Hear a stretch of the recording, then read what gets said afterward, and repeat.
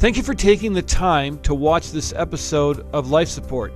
If you enjoy the content, we would ask that you like it, hit subscribe, and share it with your friends. So glad you're with us on Life Support, and we love to glorify Christ by talking about difficult situations. It's kind of a unique niche that God has given us, but we're glad you're here. And my guest is Kelly Rosati. She's the director of the Flying Horse Foundation. She's also had an opportunity to speak to many different media outlets. She worked for Focus on the Family for a long time, and God has given her a very, very unique platform. And so, Kelly, thanks again for being with us. Thanks for having me. You very eloquently last time talked about some of the difficulties of raising children with mental illness and some of the isolation, the fatigue, all of those things. And one thing I wanted to just pursue with you is I know that there are families that are not in church right now because they can't find a place. And we can blame it on them, I guess. Maybe they're not trying hard enough, but there's just this isolation. How can church people, how can a pastor create a culture that may be more open to families that just don't fit in the Christian box?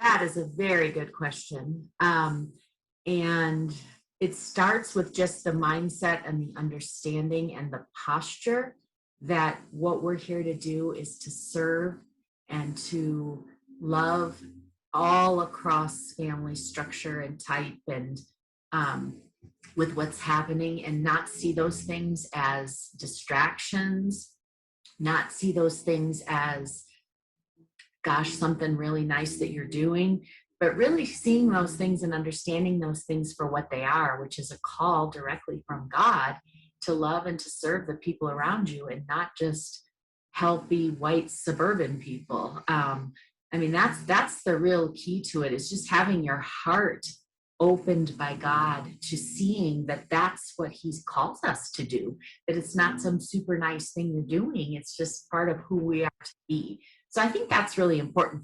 In terms of a lot of the practical things, one of the recommendations that I would give for people interested in pursuing that question more is a ministry called Key Ministry. And it was actually started by a child psychiatrist, Christian man named Dr. Steve Gersovich.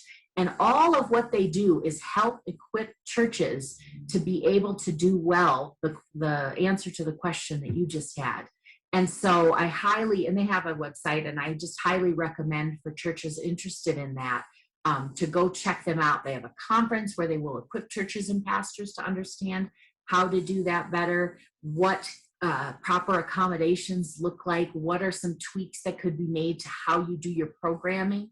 But then for the lay people around to just be willing to have that heart of love and service and understanding, and to be willing to drop all judgment and all need to fix and all need to give answers, but to simply quietly and with the love of Christ walk with someone through those journeys, and then do what is practically helpful. That's it. That would revolutionize things for people. I can't tell you the number of families who would describe difficulty with extended family, difficulty with church family as just another horrible yoke in their struggle, because people don't understand. They want to tell you what to do. They want to tell you how to fix it. They judge you. It's just all wrong. It's just all upside down. And so just being able to kind of flip that back over the right way would go such a long way for families that are struggling. Yeah, that's really good. I remember one day I came home, and one of my son's bedroom window is on the second floor of our home, and I saw electronics being thrown out the window, and I kind of looked out there, and here came a TV came out the window, and Xbox came flying out the window, and it was a full-blown rage. And it wasn't a huge shock to me. It was discouraging. But then I looked around and I saw the neighbors watching. And then when the sheriff came, it was another level of trying to grapple with that. And of course, what you're thinking is, well, what kind of terrible parent am I? And you're grieving for your child because you can see them distancing themselves from friends and so forth. But you came to a place in your life when you kind of came, where you said, yeah, this is the way it's going to be. Tell me about that. And how did you get to that place? Because I'm not sure I'm always there. Mm. Well, I got to it by being an abject failure. So you gave a perfect example. So let's talk about this. Most of the people we know in hearing that story would probably be all aghast at the terrible behavior and the conduct of that child. And they would want to know, what are we going to do to punish them so that they could learn? So what a trauma-informed approach does is actually change the whole equation and be able to, with understanding, which is exactly how Jesus approached things, say, what is that behavior that's communication. What is it communicating?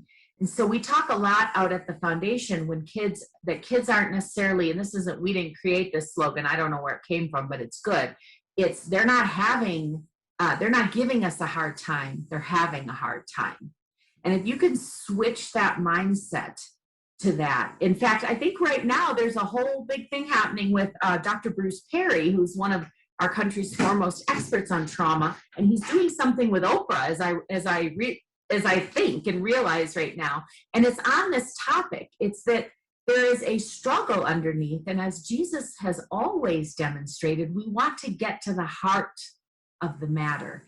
And so now I can hear your story, and I immediately go to compassion around, wow, what must be happening with him to do something like that? I don't even know you, but I feel quite confident that you've raised him very well. He knows the difference between right and wrong. Something's wrong, and that's important. It doesn't mean there aren't consequences in life.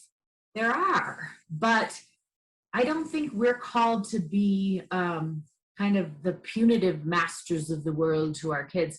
And for those who people who haven't gone through what we've gone through, they just don't get it. And so they could have all these suggestions in the world, and my response would be, sure, you go ahead, have at it. Give it. Yeah. Because it doesn't work. Yeah. If grounding him for a little bit longer time worked, I would do it. It doesn't work. We know from trauma research now that these traditional methods don't work with kids whose brains are different. And so steadfastly resisting that truth is like saying, well, it's not right that somebody who's diabetic needs a shot. They just shouldn't need a shot. No, they shouldn't need a shot. And so you don't give them their shot. For kids like that we're talking about, they need something, and it isn't just go to your room for longer, or you should have been spanked more, or any of that kind of stuff. It's not the ticket, because their brains are different. Yeah, that's very wise. And I think of Jesus and his ministry, and his disciples were frustrated with him often because he seemed to do these side trips. And they were about building his kingdom, and we're so much about building our churches. And we're about growth models, and we're about drawing people in, and we're about this and that. Well, Jesus walked through Samaria, of all places, and found a woman who was just the worst of the worst in the disciples' eyes. And what did he do? He took time, and he spoke to her kindly, and he met her exactly where she was. And if we could somehow get a glimpse of that in our churches and slow down and put away some of those traditional ways of doing church, maybe some of these families would reintegrate themselves in. But boy, it takes a special leader. It takes a special leadership group to have the wisdom to know how to do that. But maybe what you're doing, and maybe the reason that you've suffered so much, Kelly, is you're the one that can stand up and say, listen, we've got to change how we do things. And you just addressed that so well. We've got to change how we deal with kids that are acting different than we think they should.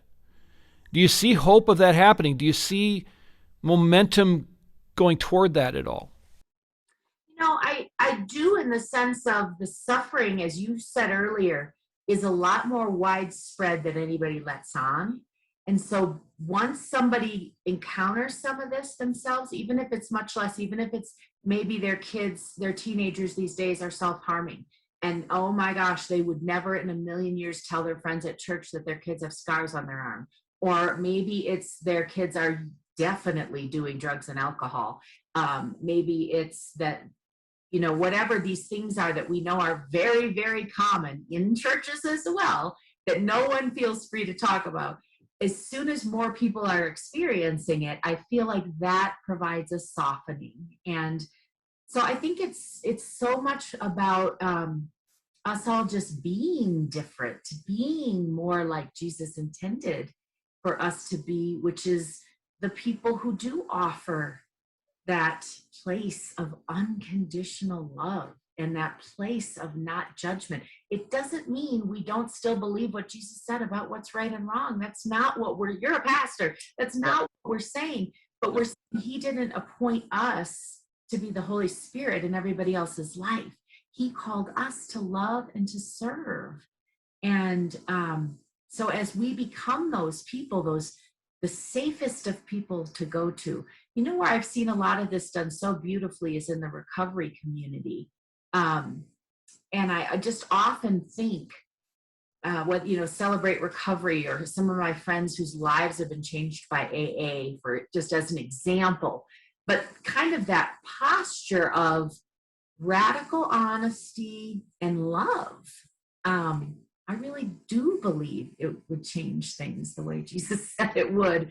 It's just very, very different than what I and a lot of the people I know in my very churchy Christian town have always been taught is the way we're supposed to be as Christians.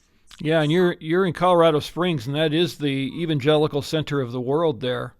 And so you've got a bit of an uphill battle to try to help people understand. But you mentioned last time we were together that there were just times when you just felt like you couldn't even get out of bed. And that's the other part of this, is I don't think people realize how exhausted the parents are to continue to engage, try to work, deal with your healthy children, and not have them suffer along with you if possible. Tell me what that was like for you. Yeah, it's brutal. And one thing I think you hit on is we don't have any sense of the nature of chronic illness. So if somebody's had a surgery, or if somebody has a quick, a heart something, or a cancer something, I feel like the church can do really well there. Like, we understand that, we can rally, we can mobilize, but there's always this expectation of, okay, are they better? Is somebody better? Are they good? Are they good? And my son with refractory schizophrenia isn't getting better. He can manage, but he's not going to not have schizophrenia one day. He's not going to grow out of it. God may heal him. It would be a miraculous thing. So, but that's the level it would be. My daughter with bipolar disorder is not going to just not have bipolar disorder one day.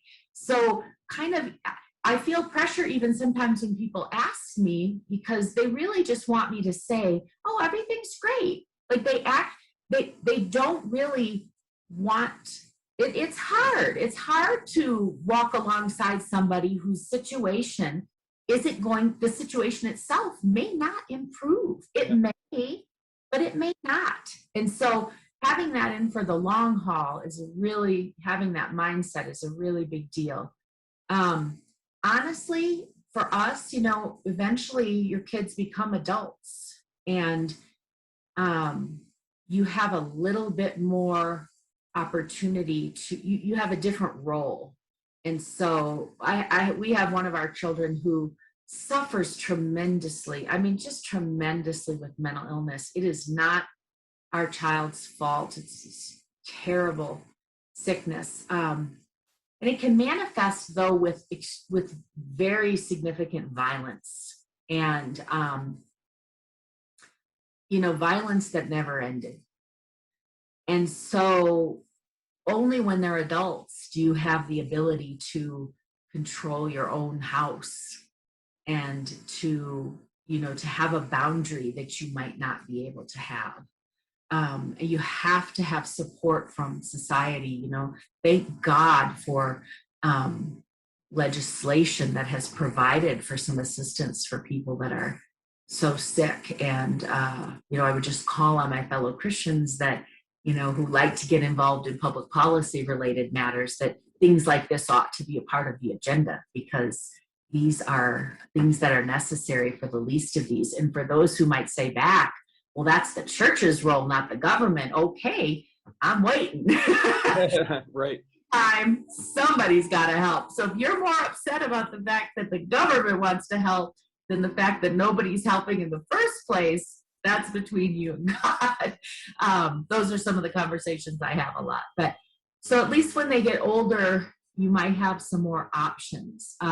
Keeping the relationship front and center has been key. We have beautiful relationships with our kids.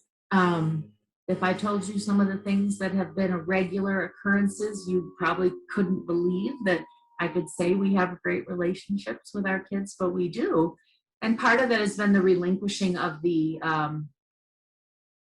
need to fix them or control them or get them to do what I want them to do. Releasing that and understanding that God has called me to love, and understanding that we got into this because of what we wanted to give, not what we wanted to get as parents, right? That's a really important thing that has helped me. And understanding that it's about who we want to be in Jesus, not who we want to make them be.